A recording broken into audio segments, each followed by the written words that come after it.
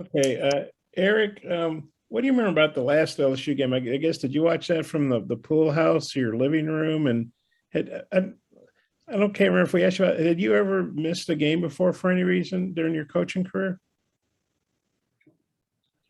Oh yeah, I missed the game because of COVID last year.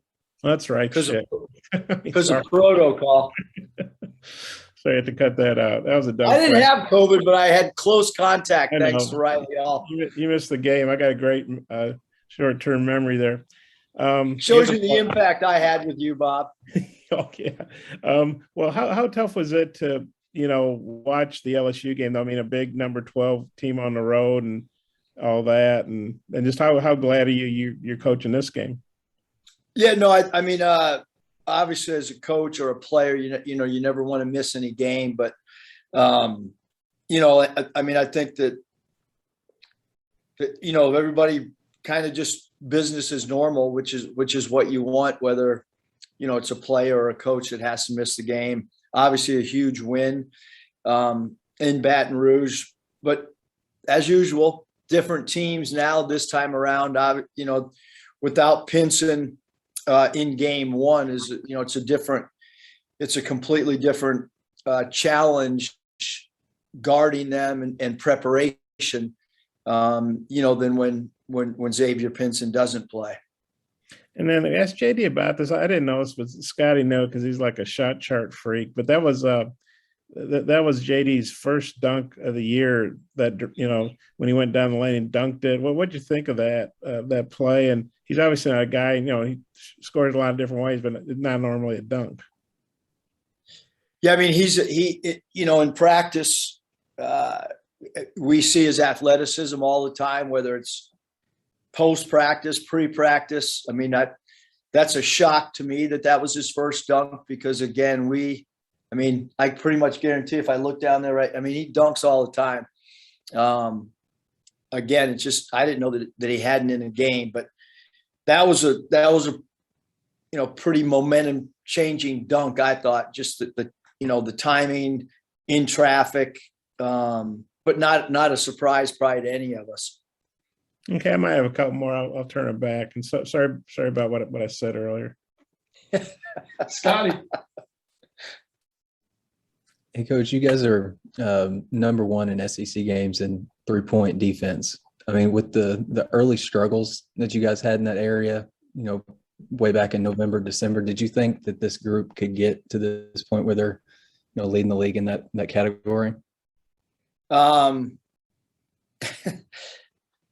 real. I mean, I don't know what, when the light bulb moment was on that, other than just getting 3 balls drained on us on a nightly basis early in the year. But we just kept talking to the team, really, Scotty, just about, look, we're doing the same drills that we led the nation. And I mean, I don't know what's so hard about it, but I think we started using our length a little bit better. And I also think that, the nature of our non-conference schedule, we played a lot of teams that could really shoot the ball. But we've obviously, improved in defending the 3, but one of the things we always talk about is just how do we become multiple in all of our schemes, pick and roll, defending the 3. And I think that's been a big growth for us is being able to play multiple ways. We've saw a couple of times this month where a team shot it pretty well from 3 for a stretch or maybe for a half, and then you limited them, pretty good after that or in the second half. Is that just guys being more engaged, adjustments, or what would you maybe credit that to?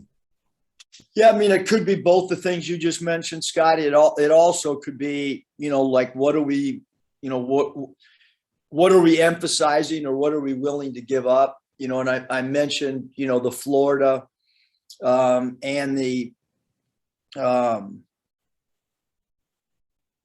Kentucky game that we were willing to maybe concede some inside points and some paint points and not concede the 3 just based on how the flow of the game was going. Because we thought if Kentucky started making threes, that would be a little bit too much to make up. And then we felt the same way on the road against Florida. And so we got a little bit closer to their 3-point shooters. We stopped digging in the post. So I think all those things kind of contribute to numbers when you take certain aspects of your defense. Last thing for me, we're seeing Jalen put the ball on the floor quite a bit more, maybe the last 6 or 7 games. Just what are your thoughts on that and him just kind of expanding another area of his game offensively? Yeah, I mean, it's just been so interesting to see the evolution of Jalen's game from passer to post ups to now off the bounce. And a lot of it also has to do with personnel. We thought that Jalen off the dribble against Toshibwe and maybe even against Florida, Castleton, just bigger bodies, looking at the mobility of who's guarding Jalen. But he's been certainly more aggressive in all aspects as the season's progressed, even shooting. I think he took 4 threes the other night as well.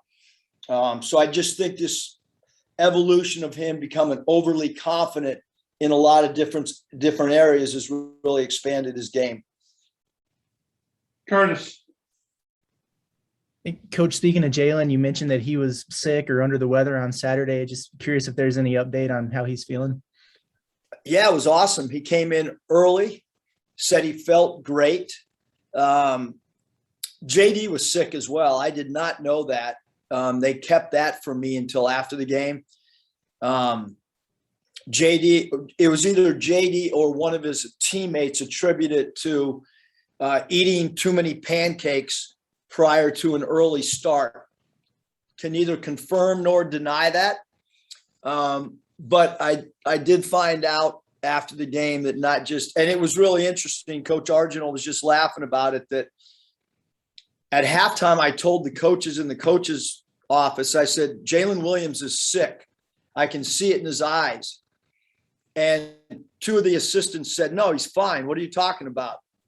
We walked into the locker room and the doctors are saying, yeah, Jalen's been throwing up.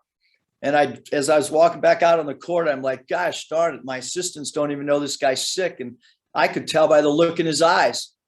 So Gus, when Jalen walked in, he reminded me that, Gus, you don't want Gus to diagnose any sickness that you might have.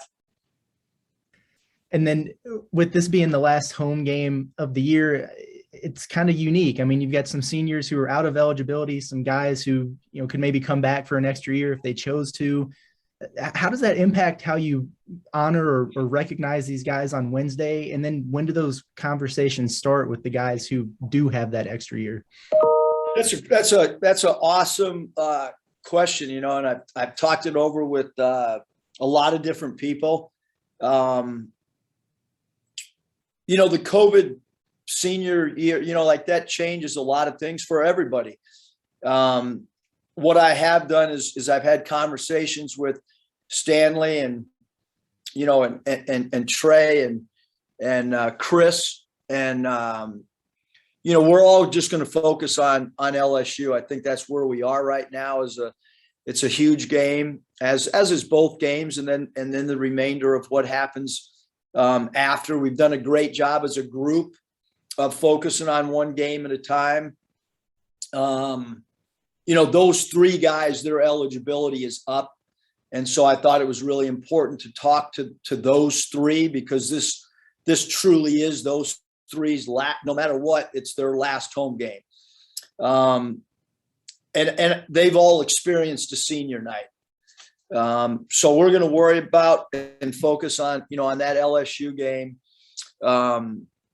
And then, the frame jerseys and all those things will certainly, those guys will receive and be able to have, for the rest of their life. But, I thought even last year, you do a senior night with Jalen Tate and Justin Smith. And then what are you going to do? Have a conversation, 4 weeks later about, so, I think it's unique for all of us in all sports in college to especially in men's basketball, you know, guys testing the water. There's just a whole litany of things that that I think right now it's, you know, again, having spoken to the players, because those are the guys it really matters to, and most of their family of the guys that I'm talking about, and even JD, and also DC, like they had their almost all of them had family members, AAU coaches. Their inner circle was at the Kentucky game because of a weekend, and now, you know, with this being a midweek game, almost all of their family members and stuff have gone home as well. So that's a long-winded. Nate? Yeah, Eric, you mentioned Xavier Pinson. Just specifically, what does he bring to them, especially after you saw him against Missouri last year? Yeah, Pinson, really quick with the basketball. He's done a good job increasing his volume of assists this year in LSU system. Really quick off the bounce, can make threes, can score in bunches, a high steal player defensively. You know, he's a really, really tough preparation guy, and then he's a tough cover during the 40-minute game as well, because he could just score in a variety of ways, and also a guy that can draw free throws attempted as well if you're not overly disciplined when you guard him. Also, you have a comment about JD being the National Player of the Week, the honor she's received. Yeah, I mean, you know, it's been awesome watching JD's game grow, because his game really has grown a lot. You know, I mean, I kind of laugh a little bit that, you know, the first year, the sit out year, what we called, it's gone now, but what we used to call the developmental year, you know, when we put him at the point guard position, he could get reckless with the ball at times. But he's just, like, to watch his game grow for all of us has been really, really cool. And I've never coached a player in college that, you know, that had a week where he, you know, recognized by, you know, the conference, recognized nationally by ESPN, and then recognized obviously with you know, the March Madness and Andy Katz's. I mean, that's 3 really big national recognition awards for player of the week. So really cool. Good for him on a Monday. Hopefully by Wednesday, we'll be back only worried about the LSU Tigers. Thank you. Touch. Yeah, Coach, to follow up with what Curtis asked you, with JD and Adise Tony, I mean, have you had those conversations with them? Would you like to have them back for another year? Well, I want what's best for both those guys. No, I'm not going to have any conversations with anyone, whether it's someone that's got eligibility, someone that their eligibility until the season's over. That's the appropriate time to have those discussions, because right now, you know, there's still a body of work ahead of us. There's still evaluations going on for people at the next level. It's not a open and closed door until the year's over, you know, and then you have those conversations. And Moses Moody and myself and Kareem Moody, we did not have a conversation until the season was over. And then we had a conversation, and I was able to make phone calls and find out, you know, just same thing with Isaiah, and same thing with Mason. And, you know, I do think that, you know, I'm going to get as much information as possible, you know, for those guys. And I want what's best for them. You know, nobody knows better than I do, and some of the guys on our staff that have been at the next level when that time is right. I will say that with Caleb and Cody Martin, they came back for an extra year. A lot of people questioned it because of their age. It was the smartest thing that either one of them did, and it's going to pay dividends big time for them financially, because their games continued to grow. And for one of them, Cody became a better shooter. For Caleb, he got more of a reputation in an area that he needed to improve on defensively. And I also think it's good for our players to see, that, Jalen Tate and Jimmy Witt, those guys. Jimmy, obviously, his eligibility was up, but Jalen, has gone to Germany and he's gone to Sweden, and so it's not easy, you know what I mean? And so I think that that's good for all of us to see the makeup of how hard it truly is to, it's not about playing at the next level. It's about making a career out of it. So what I want for those guys, to answer the question, do we want them back? I want what's best for every player that plays here. And that doesn't necessarily mean the best thing is for a player to come back. Some guys, it's good for them to start their pro careers. And then other guys, like I mentioned, the Martin twins, it was genius for them to come back, because we're going to find out when they had their contracts this summer how impactful it was, because to come out early and get cut, or to play in the G League, or to go to Europe, that's not helping your longevity as an NBA player. And so sometimes having an extra year and growing your game can lead to what's happened with the Martin twins. And those two kids listened and believed in the input that we gave them, and that we were going to be really truthful about, where their careers could go. Appreciate it. Christina. Yeah, Coach, your season kind of surged after that last LSU game, and theirs kind of took a turn for the worse. So I just kind of wondered what you make of the kind of opposite trajectories these teams are on, and kind of how this year has gone since then for you.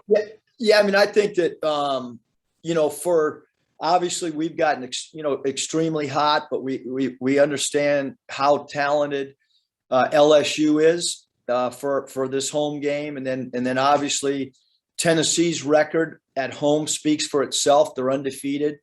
They've had some games that aren't even close in Tennessee's building, that they've just steamrolled people. And LSU, just looking at the two prior years, it's hard to beat a team twice. It really is. I mean, and you can look at our games the last couple of years with LSU, and look, they didn't have Pinson. And when we didn't have JD Notae against Mississippi State, really, Christina, that wasn't Arkansas's team. I mean, we were missing a key player at a key position. And so I look at Coach Wade's team, and when they've been fully healthy, they've been really good and won a lot of games. And with Pinson back, your game plan is completely and utterly different than it was the first game. Your pick and roll coverages are different. And some of the things that were successful last game, we've got to tinker and can't do it exactly this way, because Pinson and Gaines are different players. They're both really talented. They're both really good, but just as JD's a completely different player than Chris Likes. I mean, so that therefore your schemes have to change as well. So nobody wants to play LSU. I can promise you that in the SEC tournament, because they got some really good pieces. And so I don't really look at what a team has done when they've, been injured. And look at Kentucky without Ty Washington and Shavir Wheeler. Like we had two different game plans going into the Kentucky game, two completely different. I mean, we were going to press the entire game if those two guys didn't play. And all of a sudden you find out a couple minutes before that they're both going to play. And we had no idea they were going to play 30 some minutes. We thought they might play bit minutes, and we hardly pressed at all, because Shavir Wheeler's not a guy you're going to press full court man to man and get up into him. So just like this game, our game plan and schemes got to have flexibility in it. maybe than more so when we played in Baton Rouge. And then this might be more of a question for Jalen himself, but I am curious about your perspective on it. But what does he have to do recovery wise from some of these games where he's taking, 3, 4, 5 charges in a game? Oh man, I think he's fine. I mean, he's got to become good friends with Matt Townsend in the training room and ice and use hot pads on the body parts that might get banged up but he seems to be pretty fresh, to be honest with you. I don't, sometimes you get at this particular juncture of the season and you're worried about somebody who's got a tender ankle or a bad bone bruise, or right now, knock on wood, we're pretty healthy, both mentally and physically right now. Other than me. Randy. Eric, I noticed you're out of the sling. Is that permanent or temporary? It's permanent.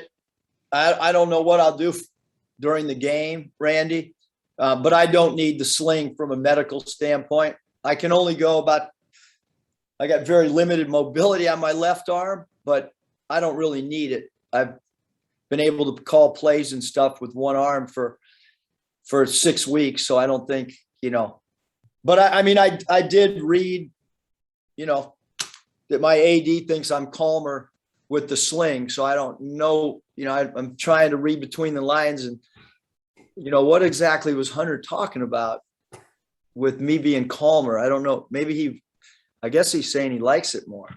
By the way, JD is the Drive Time Sports player of the game. So add that to the honor for JD. Okay.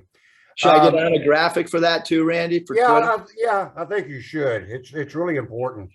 Eric, you've won 13 of 14. Has there been anything that surprised you during this streak? And what has been the catalyst for this long, extended period of time? Yeah, I think to win 13 out of 14 with the one loss, being a 1-point game on the road against a talented team. Winning doesn't just sneak up on a team. It's a combination of a lot of habits. It's when we weren't winning like we wanted to, it's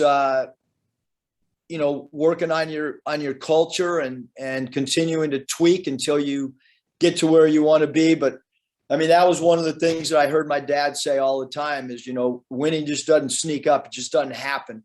It's players coming in, getting shots on their own.